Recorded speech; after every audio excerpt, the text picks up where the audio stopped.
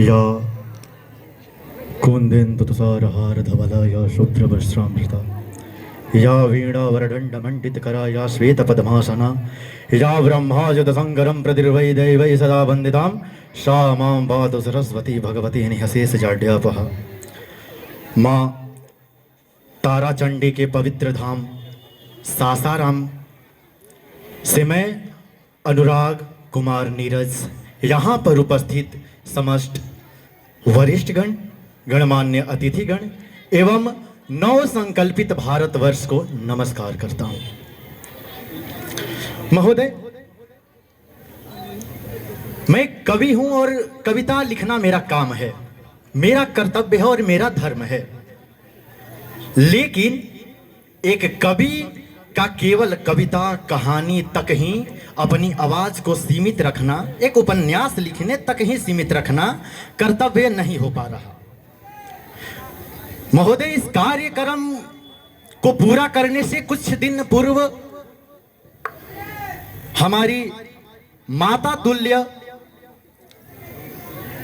श्रीमती उषा देवी जी का मेरे पास फोन आता है और उनका यह विचार होता है कि आप हमारे विद्यालय प्रांगण में आइए। बहुत कम समय था और अलग से कार्यों में मैं व्यस्त भी था, लेकिन तब मैंने सोचा कि क्या कविता लिखी जाए, क्या कहानी लिखी जाए या कुछ कृतियां। ये सोचते हुए मैंने अपने कलम को उठाया और बैठा।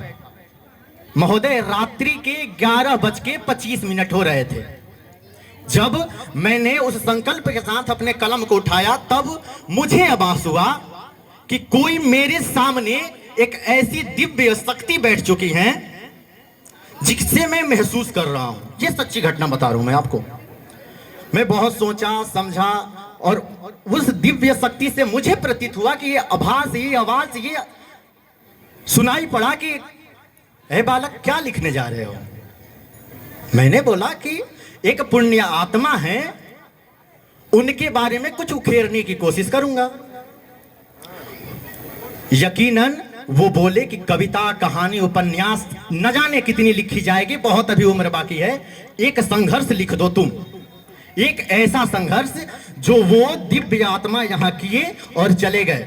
आप सबके प्रत्येक ऐसे मन से मैं ये एक अपेक्षा करूंगा कि आप लोग यहां से कुछ वर्ष पीछे चलिए। तब जब हमारा देश गुलाम था, तब जब रामानुग्रह नारायण जी का जन्म हुआ था, वहां आपको लेकर चलता हूं।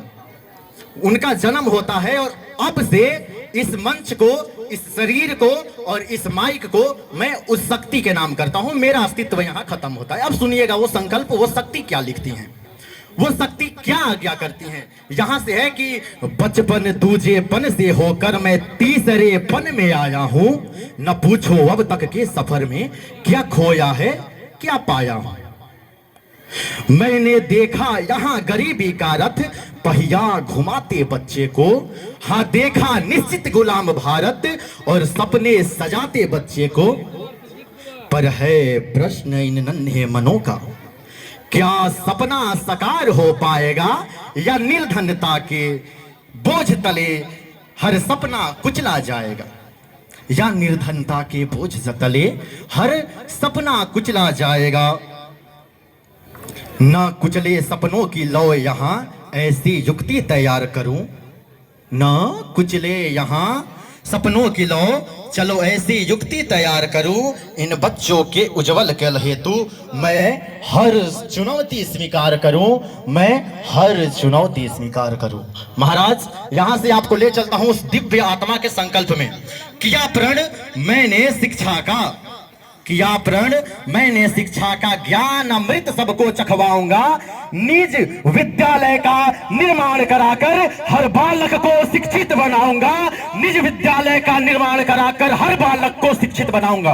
महाराज, ये संकल्प रहा और आज हम और आप इस पल के लिए साक्षी हैं।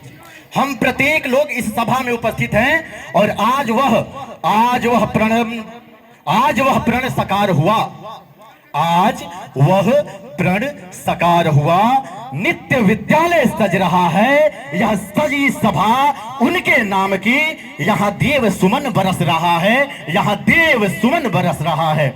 महाराज ये मेरी रचना नहीं है, मैं बता रहा हूं, वो उस शक्ति की रचना है, वो संघर्ष की रचना है। यहाँ जो मैं और मैं का प्रतीत हुआ है वो मैं नहीं हूं, ये मैं का शब्द समर्पित है हमारे श्री रामानुग्रह नारायण जी को।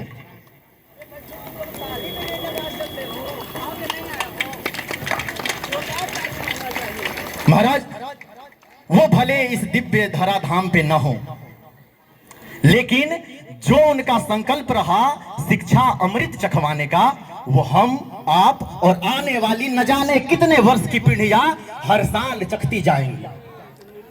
ये पूर्ण सच्ची घटना है। एवं इसी के साथ मुझे लगता है कि वो दिव्य आत्मा हमारे बीच नहीं है, तो होंगे कहां? वो होंगे निश्चित ही, मुझे पता है वो कहां होंगे, मुझे आभास हो रहा है कहां होंगे, जो उस गुलामी के दौर में भी ये स्वीकार करे कि मुझे विद्यालय बनवा के दे देना है।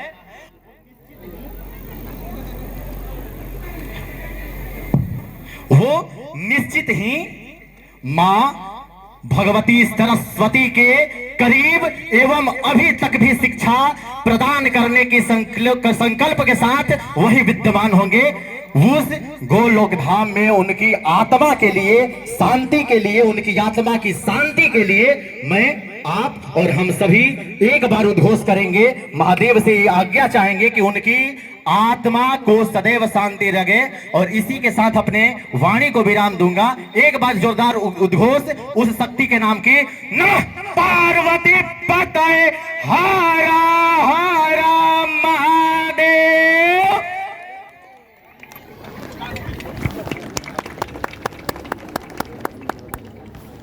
धन्यवाद।